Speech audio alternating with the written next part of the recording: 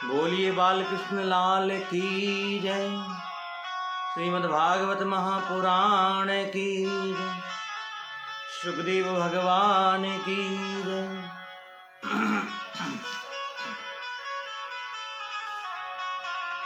पवित्र पावन भागवत का पावन ये ग्रंथ जो मनुष्य के जीवन की ग्रंथियों को सुलझाता है।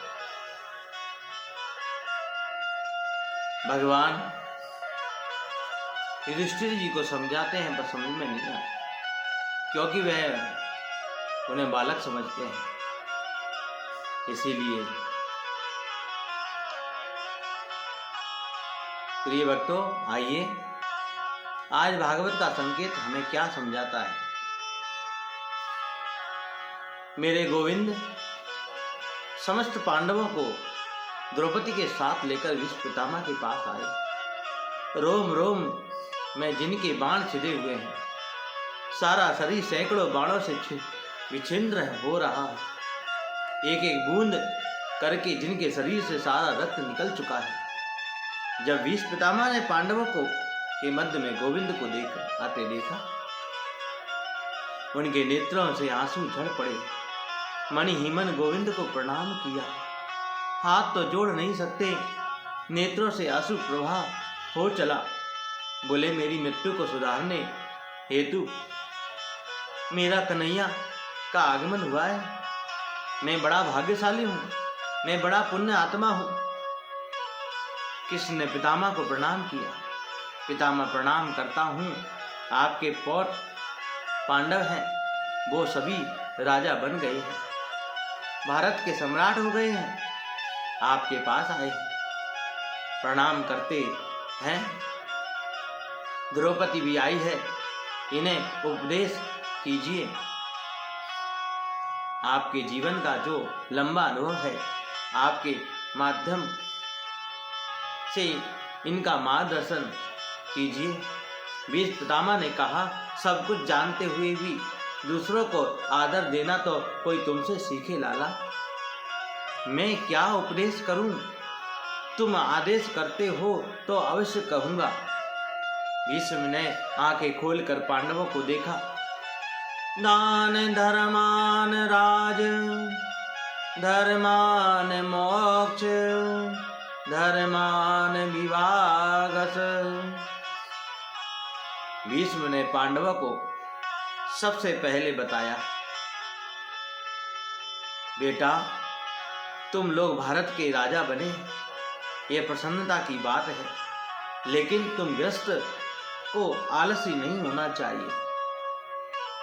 ज्यादा से ज्यादा श्रम करके धन कमाएं, खूब धन कमाना चाहिए, लेकिन जितना धन कमाओ उसका 10वां भाग दान के लिए रखो, क्योंकि तन पवित्र सेवा किए, धन पवित्र कर दान, मन पवित्र हरि भजन सो होत त्रिविध कल्याण।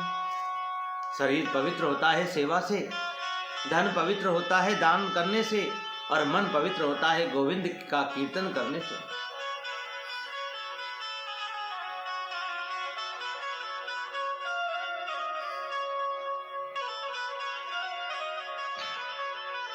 ध्यान से दें, एक बहुत बड़ा कुआं है।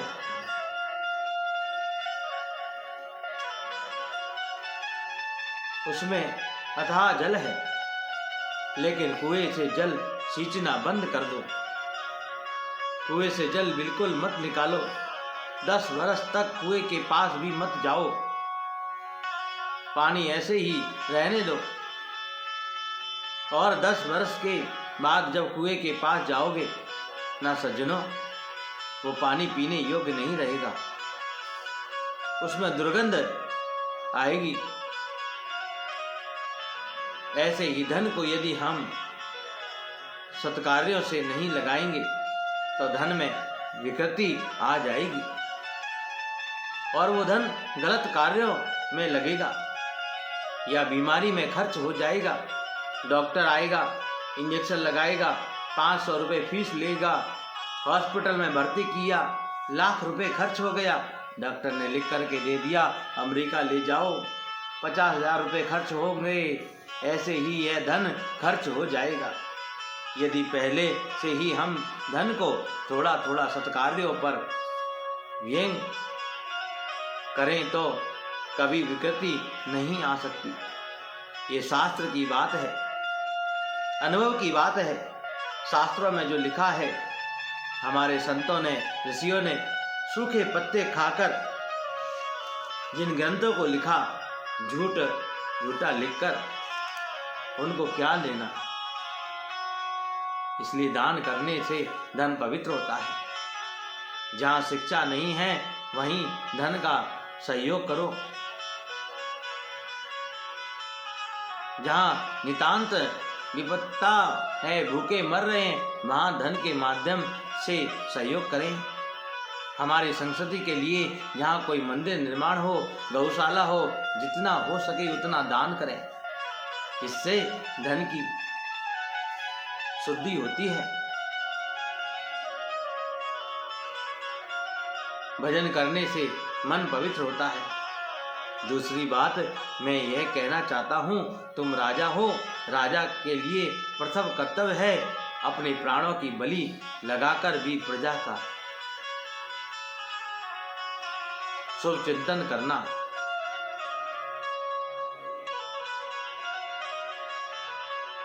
राजा को कभी पाप नहीं करना चाहिए और पाप होते हुए भी नहीं देखना चाहिए।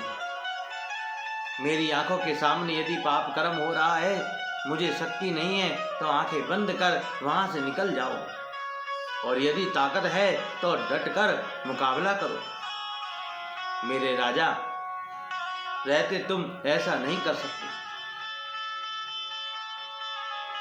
आंखों के सामने पाप होता देखता महापाप है। भीष्म पितामह पांडवों को ये बात कह रहे थे। पांडवों के बीच खड़ी द्रौपदी हंस गई। भीष्म पितामह ने कहा, बेटी तुम हंसी क्यों? मैं व्यंग व्याख्या कर रहा हूं और तुमको हंसी आ रही। भीष्म ने सामने हंसना कोई आसान नहीं है। द्रौपदी घबरा गई, बोली पितामह क्षमा करें, गलती हो गई। भीष्म बोले, नहीं बेटी, जो कुलवती नारी होती है ना, वो बिना कारण कभी नहीं हंसती। उनकी हंसी के में कोई कारण छुपा होता है, इसलिए तुम्हें बताना ही होगा कि हंसी आई क्यों। इस कुठा को लेकर मैं नहीं मर सकता। द्रौपदी बोली, आज तो बड़ा भारी ज्ञान का उपदेश करते हैं कि आंखों के सामने पाप होता देखना महापाप है। तो पितामह, ये महापाप आपने क्यों किया? भरी सभा में दुष्ट जब मुझे खींच कर लाया, मेरी साड़ी को खींचकर मुझे निर्वस्त्र करने का उसने प्रयास किया। मुझे याद है उस सभा में सबसे आगे आप बैठे थे और मैंने आपसे सबसे पहला प्रश्न किया था कि पांडव जब अपने आप को दांव पर हार चुके दास बन गए तो मुझे दांव पर लगाने का अधिकार उनको किसने दिया? दूसरा प्रश्न किया, एक रजस्वला नारी को सभा में खींच कर लाना कहाँ का धर्म है? लेकिन मेरी बात को सुनकर आपने सिर नीचा कर लिया। पितामह, आप जरा सा इशारा भी कर देते तो हिम्मत नहीं थी दुशासन की कि मेरी साड़ी का स्पर्श भी कर लेता। आप सब अपनी आंखों के सामने होता देख रहे थे। वो तो मेरे गोविंद की कृपा है, मेरे द्वारकाधीश की कृपा है। उन्होंने मेरी लाज बचाई, अपनी बहन की लाज की रक्षा की। लेकिन आप जैसा धुरंधर विद्वान वीर पराक्रमी संत सब देखता रहा। आज कहते हो आंखों के सामने पाप होते देखना महापाप है। ये पाप आपने क्यों किया? इस बात को सुनकर भीष्म पितामह हिचकियों से रो पड़े। श्री सूत जी कहते हैं, जो महापुरुष अपने जीवन में कभी ऐसे रोया नहीं, वो आज हिचकियों को रोक नहीं सका और द्रौपदी से बोले, बेटी तुम सत्य कहती हो, मैं वही अभागा भीष्म हूँ जिसकी आंखों के सामने तुम्हें निर्वस्त्र किया।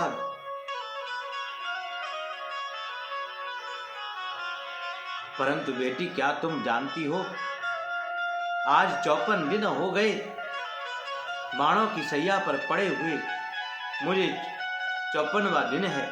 अर्जुन ने मेरे शरीर में इतने बाण लगाए हैं कि 2000 बिच्छुओं के एक साथ डंक मारने में जो वेदना होती है वो मुझे हो रही है। मुझे इंद्र मार नहीं सकता। मुझे इच्छा मृत्यु का वरदान है।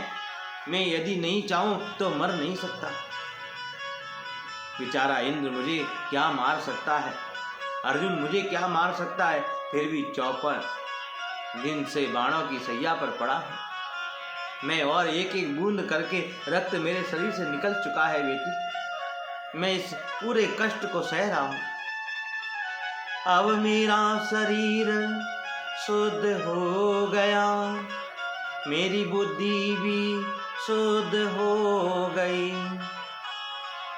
दुर्योधन के दूषित अन्न से बना रक्त सब निकल गया। मुझे मेरे पूर्व जन्मों की बात याद है कृष्ण। मैंने कभी पाप नहीं किया। 124 जन्मों की बात याद है मुझे, कोई पाप नहीं किया। तो फिर यह बाणों की सैया मुझे क्यों मिली? कृष्ण ने मुझसे कहा, तुमने कोई पाप नहीं किया, इसलिए तो तुम्हें दर्शन देने आ गया। पर तुमने पाप होते देखा, इसलिए तुम्हें बाणों की सैया मिली। तुम चाहते तो पाप को रोक सकते थे। तुम चाहते तो उसे रोकने की शक्ति रखते थे। उसी पाप का मैं प्रायश्चित कर रहा हूँ। और असली बात यह है कि दुष्ट दुर्योधन का दूषित अन्न खाने से मेरी बुद्धि बिगड़ गई थी। मुझे क्षमा कर दो। पांडवों को सुंदर उपदेश किया। द्रौपदी ने चरण पकड़कर कहा, बाबा, आपके मन को कष्ट देने का मेरा मतन नहीं था। भीष्म ने चारों तरफ से मन को हटाया और टकटकी लगाकर कृष्ण की ओर देखा और कृष्ण की बड़ी सुंदर उन्होंने स्तुति की। भीष्म पितामह ने गोविंद को निहारते हुए पांडवों से कहा, अब मुझे कोई प्रश्न नहीं करना। अब मैं कुछ वार्ता गोविंद से करना चाहता हूँ। भीष्म ने गोविंद से चर्चा की। मन ही मन गोविंद को प्रणाम किया। पितामह श्री कृष्ण से कहते हैं, मेरे जीवन में कभी कुछ मांगा नहीं आपसे, लेकिन आज कुछ मांगने की आकांक्षा मेरे मन में है गोविंद। प्रभु ने कहा, बोलिए क्या आकांक्षा है? भीष्म ने कहा, मेरी एक पुत्री है, उसको मैं आपको समर्पित करना चाहता हूँ। पांडवों ने सोचा, ये तो ब्रह्मचारी हैं, इनकी बेटी कहाँ से आ गई? सरसैया पर पड़े। भीष्म कहते हैं, मेरी पुत्री का नाम है मति, यानी बुद्धि। अपनी बुद्धि रूपी पुत्री आपको समर्पित करना चाहता हूँ। मेरी बुद्धि में किसी की भी प्रकार की तृष्णा नहीं है। तृष्णाओं का प्रशमन हो चुका है मेरी बुद्धि में, इसलिए इसे आपको समर्पित करने का मन में संकल्प है। और मैं कैसे भूल सकता हूँ आपकी वो चिन्मयी झांकी, युद्ध में जहां दोनों ओर से बाणों की बौछार हो रही थी। कौन सा बाण छाती के टुकड़े करके निकल जाएगा नहीं पता। ऐसी कठिन परिस्थिति में गीता जैसे महान धर्म ग्रंथ का उपदेश करना आपके अलावा किसी के वश की बात नहीं है गोविंद। अर्जुन के मन में कुमति उत्पन्न हो गई। वो छत्र धर्म से विमुख हो गया और रथ के पृष्ठ भाग में जाकर बैठ गए। तो आपने हाथ में लिया चाबुक। ऐसी सुंदर झांकी आपको किसी उपदेशक की नहीं मिलेगी।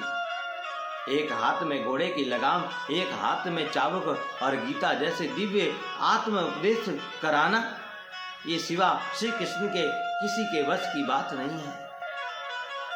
भीष्म कहते हैं, आप जैसा कृपालु कौन हो सकता है? अपनी बात नीची ना हो जाए इसकी परवाह मेरा गोविंद नहीं करता। उनकी तो एक ही आकांक्षा रहती है, भक्त की आकांक्षा कैसे ऊंची हो। मेरे गोविंद ने प्रतिज्ञा की थी, अर्जुन मैं तुम्हारे रथ को चलाऊंगा, लेकिन महाभारत युद्ध में अस्त्र शस्त्र ग्रहण नहीं कर सकता। लेकिन कौरवों की सेना के सेनापति भीष्म पितामह बने तो उन्होंने भी प्रतिज्ञा ली, आज ही हरि शस्त्र ना गहाहू, तो लाजो गंगा जननी को मैं शांतनु सुत ना कहाऊं। यदि मैंने कृष्ण के हाथ में शस्त्र न उठाया तो मैं गंगा का पुत्र नहीं कहलाऊं, शांतनु विहारी नहीं कहलाऊं, भीष्म ने प्रतिज्ञा कर ली। और भगवान ऐसे दयालु हैं कि भक्त के लिए अपनी प्रतिज्ञा को भी तोड़ देते हैं। प्रिय भक्तों, आज की भागवत कथा के माध्यम से हम यही समझें कि भगवान हमारे नजदीक तभी आएंगे जब हमारा मन निर्विकार हो जाएगा, पवित्र हो जाएगा। पहले तन पवित्र होगा, फिर मन पवित्र होगा, तब जाकर के कहीं गोविंद की प्राप्ति होगी। बोलिए बाल कृष्ण लाल की, राम जी राम राम।